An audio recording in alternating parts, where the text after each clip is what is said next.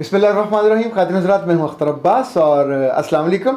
आज हम गुड़िया के सवाल से आगाज़ करते हैं। वो कहते हैं, मेरी शादी पे मेरे वालिद ने कहा, बेटा कोई चीज़ ख़राब हो जाए, टूट जाए, नई चाहिए तो सिर्फ मुझे एक फ़ोन कर देना, घर में किसी को तंग मत करना, चीज़ों के बारे में तेरी मेरी मत करना। ख़ातिन हज़रात, मैं नहीं जानता उनके वालिद ने ये अदा कहाँ से सीखी। लिटरली ये सोने के पानी से लिखने जैसी है। चीज़ों से मोहब्बत आपको बर्बाद कर देती है। और बहुत सी लड़कियां अपने ससुराल में जाके ये चीज़ें, बर्तन, कपड़े, इवन बिस्तरों की चादरें, इस पर रोती रहती हैं, मेरी चादर फलां बिस्तर पे डाल दी, मेरी चादर, मेरे बर्तन मेहमानों को दे दिए। गुड़िया ने लिखा कि ससुर के घर के सामने वाले प्लॉट पे मेरे मियाँ ने अलग घर बनाया। अब मैं खुशकिस्मत हूँ कि पहले दिन से अपने उस घर में हूँ। चीज़ों के मामले में अगर मेरे अब्बा ने मुझे ये ना सिखाया होता तो शायद मैं इतना सुखी न रहती। मैंने ये जाना कि लड़की की चीज़ों से अटैचमेंट ज़्यादा हो जाए तो दिलों से और रूहों से उसकी अटैचमेंट कमज़ोर हो जाती है। वाह, क्या खूबसूरत डायलॉग लिखा है। चाहे सोफ़ा हो, चाहे बिस्तर हो, चाहे बर्तन, इनसे पहले भी तो घर चल रहा था, इनके बाद में भी चलना होता है। सो रिश्ता इज़ मोर इम्पॉर्टेंट, ये चीज़ें इम्पॉर्टेंट नहीं हैं। मोमिल फातिमा ने पूछा कि सर, मैं फाइनल ईयर MBBS की स्टूडेंट हूँ, मेरी फुप्पो का बेटा है, उससे मेरा रिश्ता हो रहा है। वो मुझसे बड़ा है, पढ़ा लिखा भी कम है, मगर उसकी ज़ुबान बहुत चलती है और हर फंक्शन में, ख़ानदान की हर तकरीब में फ़जूल बोलता रहता है, जॉब भी कोई नहीं करता और मैं इनकार करना चाहती हूँ, क्या करूँ? क्या ऐसा करूँ तो गलत तो नहीं होगा? बेटा जी, अब आप इनकार नहीं करोगे तो आप पे बर्बादी वाजिब हो जाएगी। जिसके बारे में पहले से आपको इल्म है, जॉब नहीं करता तो सारी उम्र आपका कमाया हुआ खाएगा। दूसरा, जो अभी से बदलिहाज है और उसको ये खबर नहीं होती कब कहाँ क्या कहना है, सारी उम्र आप उसको समझा नहीं पाओगे। औरत जितनी मर्जी अफसर लगी हो, वज़ीर भी लगी हो, सफ़ीर भी लगी हो, अपने मियाँ को अकल नहीं दे सकती। मियाँ को अकल जिसने देनी थी उसने नहीं दी, तो अब आपके खाते में ये अनघड़त आएगा और आपको फिर ये खून के आंसू रुलाएगा। आप अपने कुलीग्स के यहाँ भी नहीं ले जा सकोगे, पार्टीज़ में भी ले जा सकोगे, ख़ानदान में भी आपको शर्मसारी हुआ करेगी हर दफ़ा। और ये फुप्पो का बेटा, फुप्पो को भी शिकायत नहीं कर सकोगे। फुप्पो फ़ौरन आपको झाड़ दिया करेगी कि तुम्हें ज़रूरत कैसे हुई, मेरे चांद सा बेटा, मेरा हीरा, मेरा मोती वगैरह वगैरह। तो फिर बेहतर ये है बिना किसी तरद्दुद के कर दें इनकार, अल्लाह आपके लिए और बेहतर करेगा। अहमद अली ने कहा कि सर, आपने दूसरी शादी की बात की, बहुत अच्छा किया। हमारा कानून मुश्किल बना दिया गया है और दूसरी शादी के हवाले से लोग इसको गुनाह जैसा कर देते हैं, 2 नंबरी काम कर लेते हैं शादी से। अच्छा, ये जो दूसरी शादी का इशू है, ये औरतों ने ज़्यादा मुश्किल बनाया है।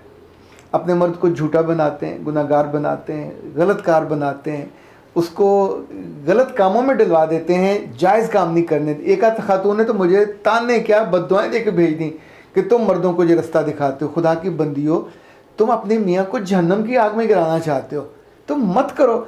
अपनी ज़ुबान आपने रोकनी नहीं है, अपना तर्ज अमल बेहतर नहीं करना और मियाँ के लिए आपने जान उसकी अजाब कर देनी है। ना आप उसकी ज़रूरतें पूरी कर रहे हो, ना फिज़िकल, ना इमोशनल, ना सोशल, और गुस्सा आपको ऐसा आता है कि रह रब्दा ना। मोहसिन कुरैशी ने लिखा है कि आपने बताया कि अगर शौहर दूसरी शादी कर ले तो बीवी को चाहिए कि पहले ज़्यादा शौहर को प्यार करे, खुश अखलाक़ी से पेश आए। आम हालात में ख़वातीन ऐसा नहीं करती, तो क्या दूसरी शादी कर लेनी चाहिए? बेटा जी, अगर करने का मूड है तो कर लीजिए। खातून अगर इसको ठंडे पेटों बर्दाश्त कर ले तो उसका घर चलता रहेगा, वरना मर्द के पास तो सेकंड ऑप्शन आ गया, वो वहाँ पे टिक जाएगा। तो आप भी महरूम, आपके बच्चे भी महरूम, आपकी ज़िंदगी फिर गिल्ट में रहेगी, मैंने ऐसा क्यों ना किया, मैंने उसको क्यों ना अकोमोडेट किया। अगर आपको अकल और समझ होती तो ये नौबत पहले भी ना आती। अब आ गई है तो उस पर बहुत सेंसिबली करनी चाहिए, रिएक्ट और हिकमत और समझदारी के साथ वापस अपने साथ जोड़े रखना चाहिए। अच्छा, आज जिस मौजू पे हम बात करने वाले हैं ये थोड़ा इससे मुख्तलिफ है। मैं आपसे ये पूछना चाहता हूँ कि लड़कियों की ज़हनी तरबियत में या उनकी समझदारी में ऐसा क्या बुनियादी फ़ॉल्ट है कि हर दूसरी तीसरी लड़की एक ही गलती दोहरा रही है। मंगनी के बाद जब अपने मंगेतर से बातें शुरू करती है, इनके मुंह पे टेप नहीं लगती। आप सोचें कि शादी की पहली रात हो, अपने मियाँ के साथ आप बात कर रहे हो, पहली मुलाकात हो रही है, उससे पहले कोई तारुफ नहीं है, एंगेजमेंट के बाद शादी आपकी अरेंज हो, पहले से एंगेजमेंट के दौरान आपका लव अफेयर ना चला हो, तो पहली मुलाकात में दोनों ने एक दूसरे को डिस्कवर करना है। और आप उसे बता रहे हो कि चलें अच्छा हुआ हमारी शादी हो गई। वैसे शादी से पहले मैंने एफबी पे एक लड़के से दोस्ती की थी, हमने एक दूसरे को कभी कोई बुरा काम तो नहीं किया, पर मुझे वो अच्छा लगता था और मैं उसके साथ बातें कर। अब पहली रात है, पहली शब आप और ये तफसील दे रहे हो, तो कितने केसेस मेरे पास ऐसे आते हैं कि जिनमें मैं कभी कभी अपना सर पकड़ के बैठ जाता हूँ कि शक्ल से वो खूबसूरत, दिखने में पूरी, मेकअप भी पूरा, अकल भी पूरी, पढ़ाई भी पूरी, जॉब भी कर रही हैं, और शादी के दूसरे तीसरे दिन अपने मियाँ को बता रही हैं कि देखिए मैं सच्चाई की बुनियाद पे चलना चाहती हूँ। क्या तुमने सच्चाई का कोई ठेका लिया हुआ है? सच्चाई का तुमने को परचम बुलंद करना है? क्या सच्चाई का तुमने को केस किया हुआ है जो तुमने जीतना है? यहाँ सच्चाई कहाँ से आ गई? इसको हमाकत कहते हैं। दिस इज़ नॉट सच्चाई। वो आपसे पूछ नहीं रहा और आप उसको बता रहे हो कि मैं इस ताल्लुक़ को ईमानदारी की बुनियाद पर, सच्चाई की बुनियाद पर लेके चलना। इतना ही सच्चाई का आपको हैज़ा हुआ था तो पहले ये काम नहीं करना था। आप उसको बता रहे हो कि मेरी किसी से दोस्ती थी, कभी जिस्मानी ताल्लुक़ तो नहीं हुआ पर वो मुझे छेड़ लेता था। हम कभी कभी किसी के घर चले जाते थे या होटल पे चले जाते थे, वहाँ कभी हमने आखिर हद तक नहीं गए।